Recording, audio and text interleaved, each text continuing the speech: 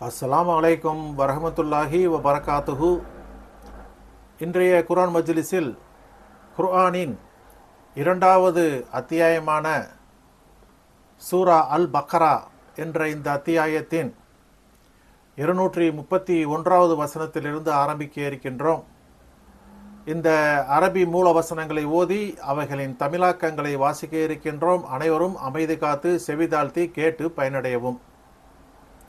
أعوذ بالله من الشيطان الرجيم بسم الله الرحمن الرحيم. பேரருளாளன் பேரன்பாளன் அல்லாஹுவின் திருப்பெயரால் ஆரம்பம் செய்கின்றேன். وَإِذَا طَلَّقْتُمُ النِّسَاءَ فَبَلَغْنَ أَجَلَهُنَّ فَأَمْسِكُوهُنَّ بِمَعْرُوفٍ أَوْ سَرِّحُوهُنَّ بِمَعْرُوفٍ وَلَا تُمْسِكُوهُنَّ ضِرَارًا لِتَعْتَدُوا وَمَن يَفْعَلْ ذَلِكَ فَقَدْ ظَلَمَ نَفْسَهُ وَلَا تَتَّخِذُوا آيَاتِ اللَّهِ هُزُوًا وَاذْكُرُوا نِعْمَةَ اللَّهِ عَلَيْكُمْ وَمَا أَنزَلَ عَلَيْكُمْ مِنَ الْكِتَابِ وَالْحِكْمَةِ يَعِظُكُمْ بِهِ وَاتَّقُوا اللَّهَ وَاعْلَمُوا أَنَّ اللَّهَ بِكُلِّ شَيْءٍ عَلِيمٌ.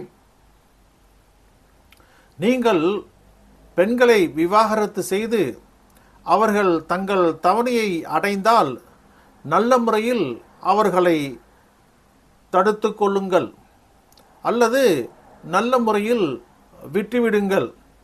நீங்கள் தீங்கிழைத்து அவர்கள் மீது அநியாயம் செய்வதற்காக அவர்களை தடுக்காதீர்கள். எவர் அதை செய்வாரோ திட்டமாக அவர் தனக்கே தீங்கிழைத்தார். அல்லாஹுவின் வசனங்களை கேலியாக எடுத்துக்கொள்ளாதீர்கள்.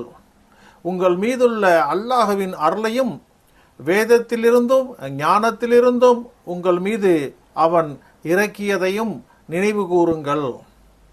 அவன் இதன் மூலம் உங்களுக்கு உபதேசிக்கிறான். அல்லாஹுவை அஞ்சுங்கள், நிச்சயமாக அல்லாஹ் எல்லாவற்றையும் நன்கறிந்தவன் என்பதை அறியுங்கள்.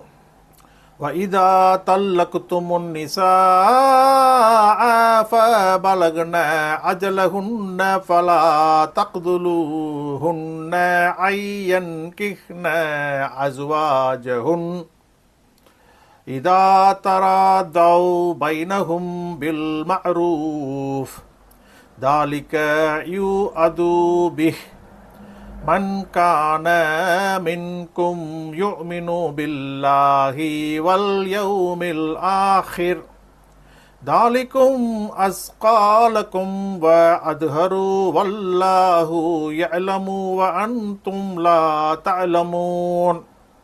நீங்கள் பெண்களை விவாகரத்து செய்து அவர்கள் தங்கள் தவணையை முழுமையாக அடைந்தால் அவர்கள் தங்கள் கணவர்களை மணப்பதை தடுக்காதீர்கள். அவர்கள் தங்களுக்கு மத்தியில் ஒருவருக்கொருவர் திருப்தி அடைந்தால் உங்களில் அல்லாஹுவையும் இறுதி நாளையும் நம்பிக்கை கொண்டிருப்பவர் இதன் மூலம் உபதேசிக்கப்படுகிறார். இதுதான் உங்களுக்கு மிக தூய்மையானது, மிக பரிசுத்தமானது. அல்லாஹுதான் அறிவான், நீங்கள் அறிய மாட்டீர்கள். وَالْوَالِدَاتُ يَرْضِعْنَ أَوْلَادَهُنَّ حَوْلَيْنِ كَامِلَيْنِ لِمَنْ أَرَادَ أَن يُتِمَّ الرَّضَاعَةَ وَعَلَى الْمَوْلُودِ لَهُ رِزْقُهُنَّ وَكِسْوَتُهُنَّ بِالْمَعْرُوفِ لَا تُكَلِّفُ نَفْسٌ إِلَّا وُسْعَهَا تُضَارَّ وَالِدَةٌ بِوَلَدِهَا وَلَا مَوْلُودٌ لَهُ بِوَلَدِهِ وعلى الوارث مثل ذلك فإن أراد فصالا عن تراض منهما وتشاعور فلا جناح عليهما وإن أردتم أن تسترضعوا أولادكم فلا جناح عليكم إذا سلمتم ما آتيتم بالمعروف واتقوا الله واعلموا